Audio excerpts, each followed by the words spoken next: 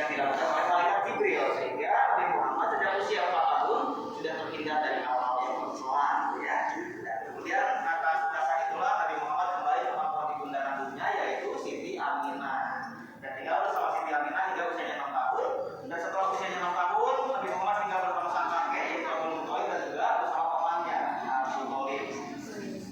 Ketika bersama Abu Thalib, Nabi Muhammad sudah mulai memasuki dua fase menggembala dan juga fase berdagang. Nah, ini adalah fase yang dijalani oleh Rasulullah di saat kecilnya untuk membutuhkan syarat-syarat kematian, seperti hal berdagang, penyabar, sampai dalam keamanan saat berdagang. Dan usia dalam berdagang ini usia 25 tahun. Nah, di sini juga ini ada media interaktif, teman-teman bisa digunakan. Tinggal digeser-geser saja seperti ini. Tuh, ada info-infonya tuh. Muncul kayak boleh digunakan saja, silakan ya. Dibaca-baca atau lihat ya gambarnya juga boleh. Bentuk kepalanya hingga alas kakinya yang menunjukkan betapa Rasulullah itu sangat sederhana. Walaupun Rasulullah sudah sangat kaya raya pada saat itu karena sukses dalam berdagang dan menikah dengan Siti Khadijah ya, dengan mas kawin 20 ekor unta dan 12,4 ons emas pada saat itu, namun tetap memilih hidup dalam kesederhanaan. Nah, ini di sini juga ini adalah lingkungan rumah Siti Khadijah. Nah, silakan boleh dilihat lebih dekat juga ya. Itu adalah rumah Siti Khadijah setelah menikah bersama Nabi Muhammad. Rumahnya itu masih berada di area Ka'bah, tidak jauh dari Ka'bah. Nah, dan juga di sini bisa dilihat juga ada beberapa perabotan di dalam rumah Nabi ya. Perabotan yang sangat umum dan sangat biasa yang terbuat dari tanah liat, dari anyaman-anyaman, itu dari batu ya, untuk menyimpan air, makanan dan menghaluskan makanan. Nah, kalau di sini di panel sebelah sini ini adalah awal mula terbentuknya kota Mekah. Jadi kota Mekah sebelum adanya peradaban itu hanya berupa dari alam kosong saja. Baru mulai ada peradaban ketika zaman Nabi Ibrahim alaihissalam. Ketika mulai terbentuk di dalamnya umat Nabi Mekah, hingga mulai munculnya sumber Zam-Zam sebagai sumber kehidupan. Dan dari sana mulai terbentuk peradaban pertama bersama suku Jurhum. Dan ini adalah kondisi Ka'bah pada saat Nabi Muhammad sebelum diutus menjadi seorang rasul. Di sekeliling Ka'bahnya itu yang abu-abu berdiri itu digambarkan adalah patung-patung berhala-berhala yang disaksikan oleh orang-orang Quraisy. Masih banyak yang menyembah berhala. Jumlahnya itu berhala itu ratusan sampai 350-an ya. Dan rumah masyarakat Quraisy juga bentuknya itu mengelilingi Ka'bah. Jadi setiap orang-orang di rumah itu bentuknya mengelilingi Ka'bah rumahnya. Yang semakin dekat dengan Ka'bah bentukan mereka masa prakenabian ya, yang mengalami beberapa kali renovasi. Yang mulanya agak pendek, kemudian dipertinggi, diperluas gitu ya, karena Ka'bah juga sempat luluh lantak ketika adanya banjir besar di tahun 600-an yang mengakibatkan Hajar Aswad sempat terlepas dan dinding-dinding Ka'bah sempat roboh pada saat itu, sehingga menimbulkan beberapa permasalahan seperti peristiwa 4 kabilah di pada belakang. Juga itu bagian-bagian Ka'bahnya ada sejarah tentang kain kiswah atau kain penutup Ka'bah yang berwarna kulit hewan tidak tipis ya, hingga mulai disertakan dengan kain yang berwarna hitam itu di tahun 1300. Nah, dan ini kondisi Ka'bah di masa ya, awalnya dari tahun 2010 Masehi di zaman Nabi Ibrahim membangun kembali bersama Nabi Ismail sampai kalian kali mengalami renovasi di tahun 95 dan di tahun 2020 ya, sampai 19. Dan teman-teman dari ini semuanya kita sudah berada di depan Gua Hiro.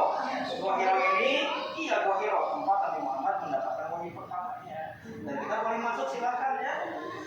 Nah, ini Gua Hiro-nya kalau yang aslinya lebih sempit, hanya cukup untuk satu orang dewasa saja. Kalau ini satu rombongan besar bisa masuk. Nah, ini pesan pertamanya, ada yang bisa baca? Iqra ya, Iqra itu adalah pesan pertama yang didapatkan ketika malaikat Jibril datang.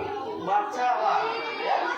Lalu Nabi bertanya, "Ma ana biqari, apa yang harus saya baca?" Sampai diturunkannya 5 ayat pertama surat Al-Alaq.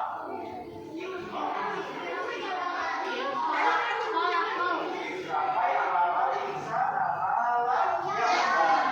Nah, ini adalah wahyu pertama yang turun pada saat itu dalam kondisi Gua Hiro yang tadinya sangat gelap menjadi terang seketika ketika malaikat Jibril datang membawa wahyu dari Allah. Dan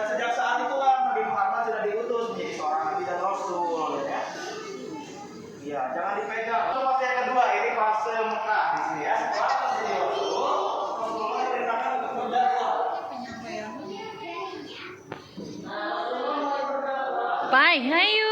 Di awal inilah yang sangat mempengaruhi sifat dan karakter masyarakatnya, yang mudah tersinggung, mudah tersulut amarah, gitu ya, berarti amat dan lain sebagainya. Karena pada masa itu sangat panas, sehingga Rasulullah hanya bisa menjaga kerabat secara gelapnya saja dalam dakwah. Dan dari dakwah sembunyi-sembunyi inilah terakhir 10 orang pertama yang memeluk agama Islam. Ya, ini adalah 10 orang pertama yang memeluk agama Islam, atau disebut sebagai as-sabiquna al-awwalun. Dimulai dari istrinya sendiri, yaitu Siti Khadijah binti Khuwailid, yang kemudian bergelar Ummul Mukminin atau ibunya orang. Namun sungguh tentu saja ya pada masa itu banyak sekali gangguan dan tekanan dari kaum Quraisy, karena orang-orang Mekah, orang-orang Quraisy pada saat itu tidak semua menerima kedatangan dakwah Rasulullah dengan baik, hingga ancaman-ancaman ini semakin memuncak ketika kaum Quraisy sepakat untuk memberantas dakwah Rasulullah, kecuali sang paman yaitu Abu Thalib yang justru membantu proses dakwahnya, walaupun Abu Thalib ini adalah pemimpin kaum Quraisy pada saat itu. Namun tetap seiring berjalannya waktu, gangguan dan tekanan ini semakin mengancam keselamatan para sahabat, sehingga Rasulullah kembali berkumpul di tempat dakwah sembunyi-sembunyi dan memerintahkan para sahabatnya untuk hijrah ke Habasyah. Habasyah ini adalah negara Ethiopia kalau sekarang di Afrika.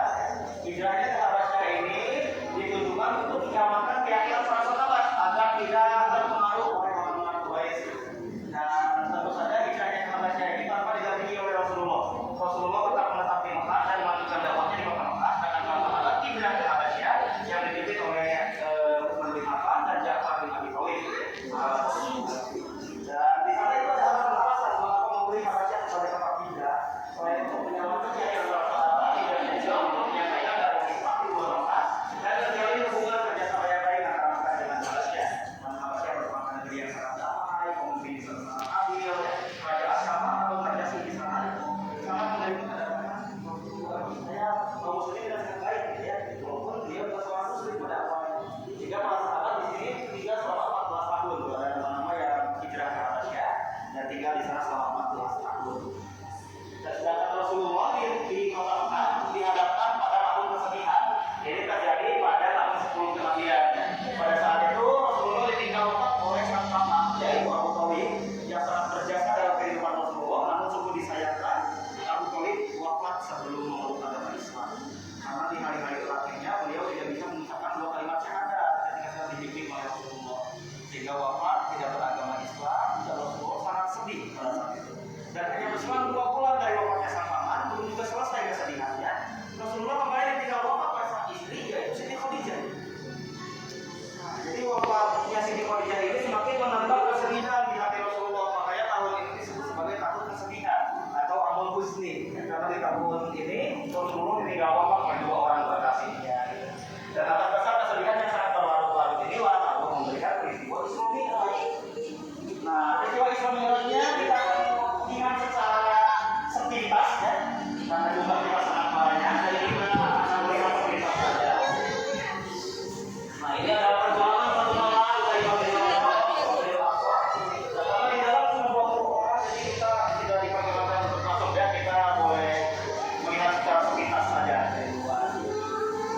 Nah, ini ketika Rasulullah diperjalankan dari Masjidil Haram ke Masjidil Aqsa dan menembus setiap lapisan langit hingga bertemu dengan para nabi terdahulu di setiap lapisan langitnya sampai menembus ke Sidratul Muntaha dan menerima perintah sholat sebanyak 50 waktu pada awalnya. Awalnya itu 50 waktu. Tapi Rasulullah disarankan untuk meminta keringanan kepada Allah, jadi 5 waktu saja. Sehingga kalau umatnya tidak akan sanggup dengan jumlah yang sangat banyak.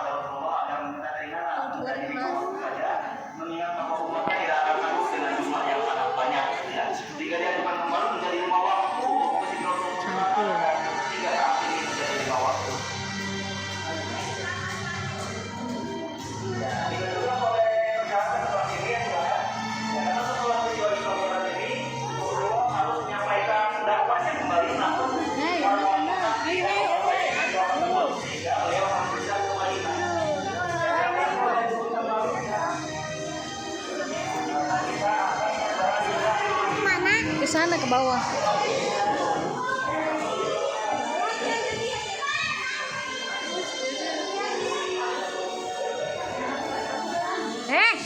Kotor.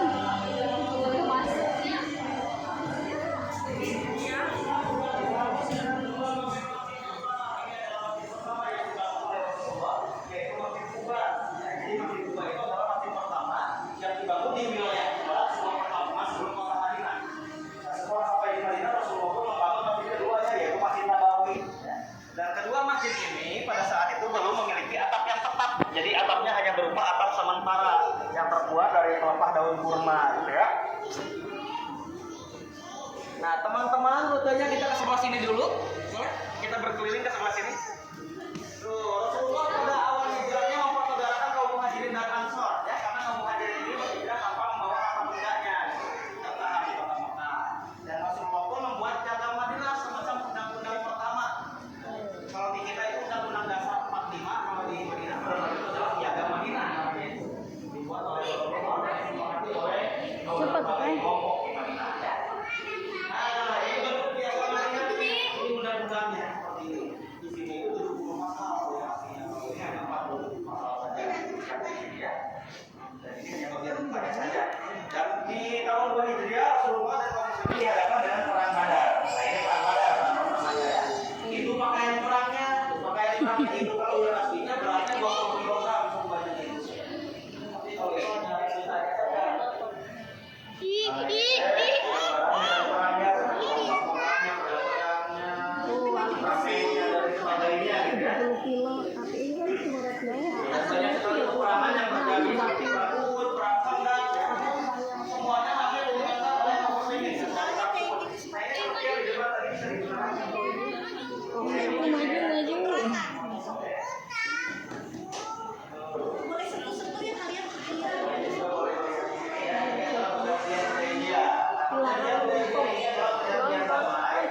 Agar tidak ada perang selama 10 tahun.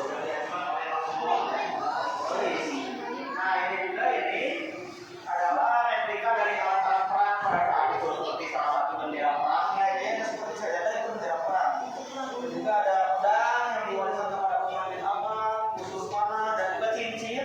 Itu cincin yang digunakan oleh Rasulullah sebagai stempel surat resmi, ya, seperti surat-surat kepada raja-raja. Contohnya ini bisa dengan menggunakan cincin tersebut.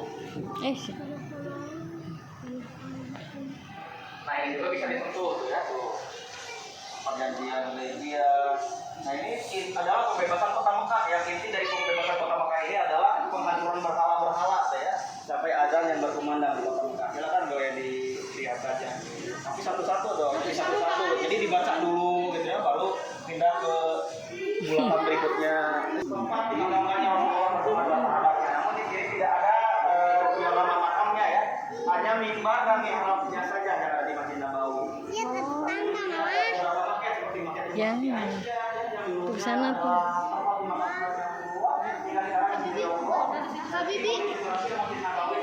Pai, berdiri di situ.